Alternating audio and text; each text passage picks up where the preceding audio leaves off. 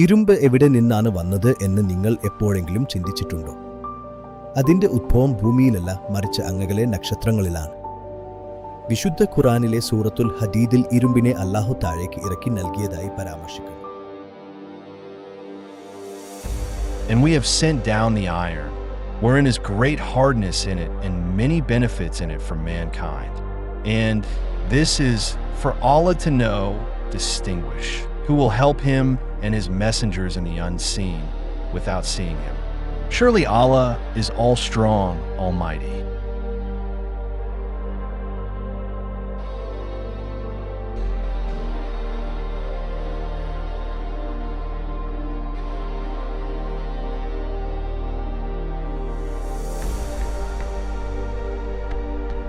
ശാസ്ത്രവും ഇതുതന്നെയാണ് പറയുന്നത്.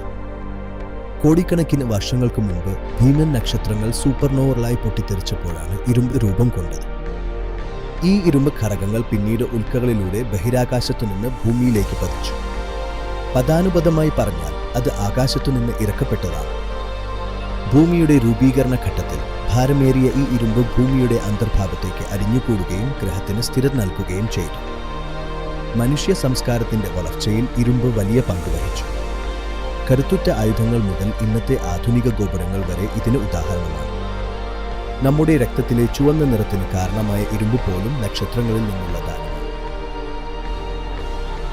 ഖുർആനിൽ പ്രത്യേകമായി എടുത്തു പറഞ്ഞ ഒരു മൂലകങ്ങളിലൊന്നാണ് ഇരുമ്പ്.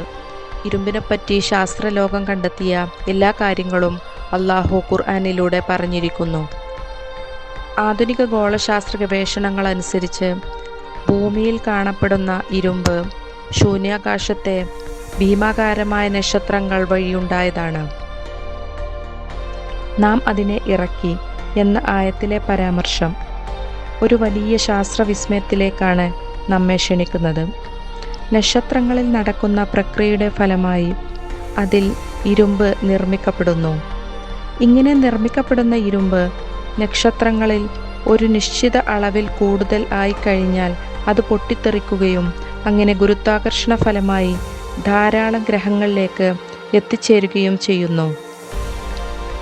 അല്ലാഹു അവൻ സൃഷ്ടിച്ചതിനെപ്പറ്റി പറയുന്നിടത്തെല്ലാം ഖലഖ, അതായത് സൃഷ്ടിച്ചു എന്ന രീതിയിലാണ് പറയുന്നത്.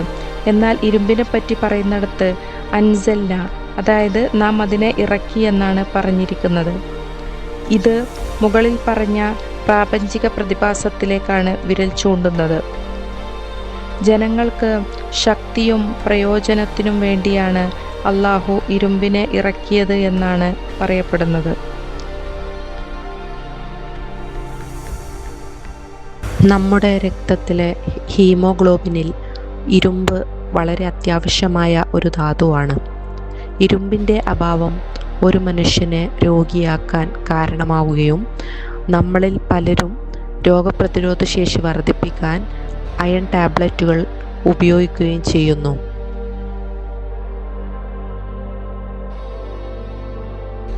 സൂറ അൽ ഹദീദ് ഖുർആനിൻ്റെ മുന്നിൽ നിന്നെണ്ണിയാലും പിന്നിൽ നിന്നെണ്ണിയാലും 57-ാം സ്ഥാനത്താണ്. ഭൂമിക്ക് 3 ലെയറുകളാണുള്ളത്: ക്രസ്റ്റ്, മാൻറ്റിൽ ആൻഡ് കോർ. ഇതിൽ ഭൂമിയുടെ നടുവിലത്തെ ലെയറായ കോറിൽ ഘനരൂപത്തിൽ കാണപ്പെടുന്ന ഒന്നാണ് ഇരുമ്പ്. ഖുർആനിൽ 114 അധ്യായങ്ങളാണ് ഉള്ളത്. 114ൻ്റെ പകുതി 57, അഥവാ ഖുർആനിൻ്റെ നടുവിലത്തെ അധ്യായമാണ് സൂറ അൽ ഹദീദ്.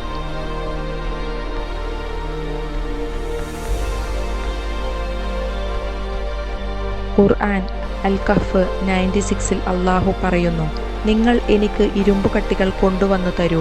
അങ്ങനെ ആ 2 പർവ്വത പാർശ്വങ്ങളുടെ ഇട സമമാക്കി തീർത്തിട്ട് അദ്ദേഹം പറഞ്ഞു, നിങ്ങൾ കാറ്റൂതുക. അങ്ങനെ അത് പഴുപ്പിച്ച് തീ പോലെ ആക്കിയപ്പോൾ അദ്ദേഹം പറഞ്ഞു, നിങ്ങളെനിക്ക് ഉരുക്കിയ ചെമ്പ് കൊണ്ടുവന്നു തരൂ, ഞാനത് അതിന്മേൽ ഒഴിക്കട്ടെ.